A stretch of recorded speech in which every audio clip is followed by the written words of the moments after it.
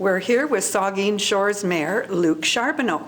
And Luke, we're heading toward the end of another year and toward the beginning of 2023. Mm-hmm. Now, when I looked back at news items for 2022, it was hard to even get a grip on everything that's happened.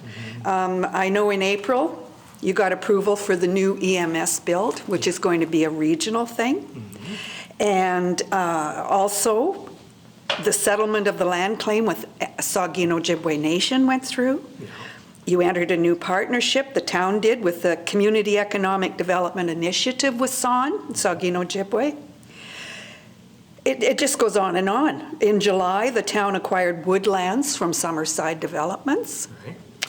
So it has been a busy, busy year. Yeah.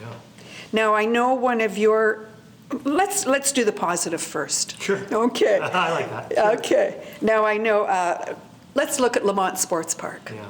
Yeah. That was a biggie. Yeah, I mean, if you think about all the things that happened in 2022, I think it really was the year of Lamont Sports Park, right? We did a great big fundraising campaign, raised over $1.7 million toward that phase 2 of that facility, and now we're going to be able to construct 2 new baseball diamonds, an accessible playground, trails, and a whole bunch of other elements in that park, which is in addition to the 4 baseball diamonds we built as part of phase 1. So we're going to have 6 baseball diamonds out there. We're going to be playing ball there next spring. And we just finished, just a couple of weeks ago, approving that second phase to go ahead and get under construction in the spring. So, I mean, it's going to be a world-class facility, and we had just a huge and successful fundraising campaign, which is just, once again, another testament to our community and its willingness, its desire to step forward and support great causes to make our lives better. So, yeah, I mean, really, Lamont Park is one of the top positive news stories for Saugeen Shores in 2022. And when you talk of approvals, you just approved the budget for the new pool or a recreation center. Well, it's both. That's right. Yeah, pool and wellness center, aquatics and wellness center. Yeah, I mean, and what project, at least in the recreation field, has been longer coming than that, right? I've been working on that since I first got elected to council in 2006, and it was already going when I got here. So, so it's been a long time coming, but the reason why we're at where we are today on that is because of planning, right? We decided 4 or 5 years ago to be deliberate about how we would leverage the growth of the community to be able to produce that project. So we created the Legacy Fund, which we built up over the last few years, and we implemented development charges, which has helped us to set aside more money to do that. So now we're able to build that pool and wellness center. It's a $50 million project. It's a great big capital project, but we can do it without having to raise property taxes because we've planned.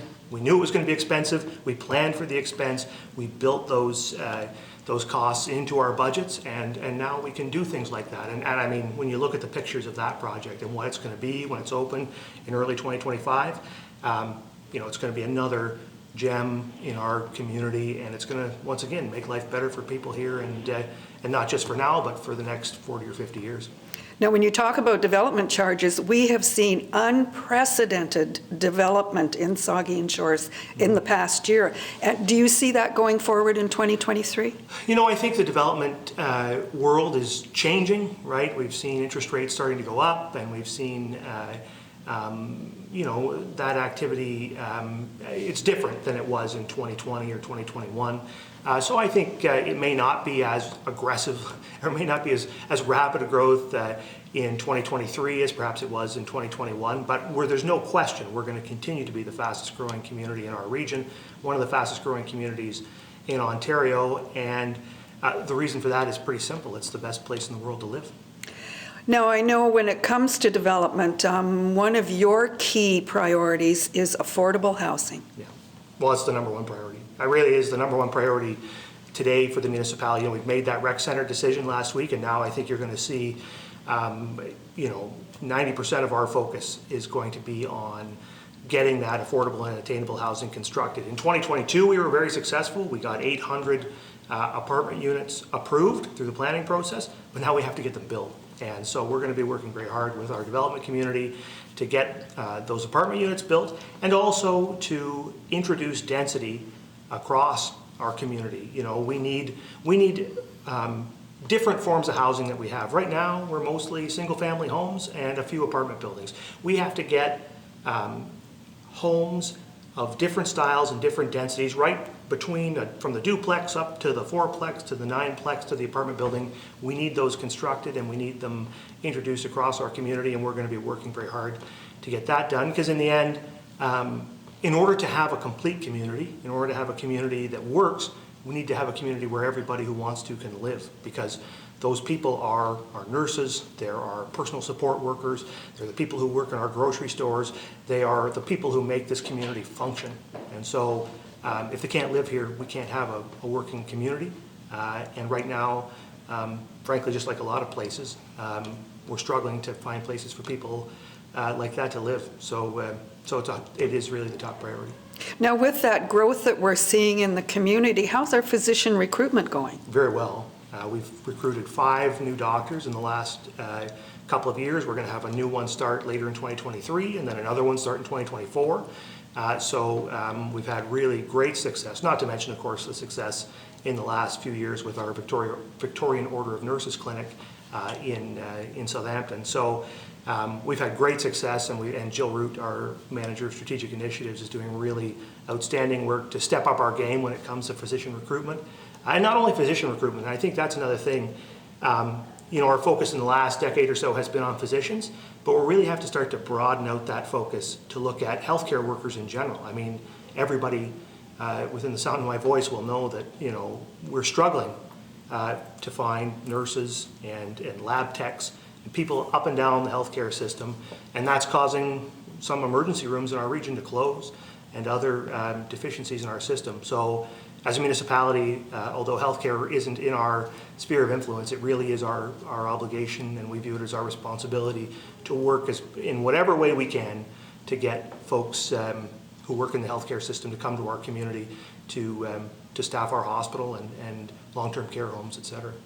Now, our Environmental Ad Hoc Advisory Committee came forward with, I don't even know, 32 items that they are recommending. Yeah.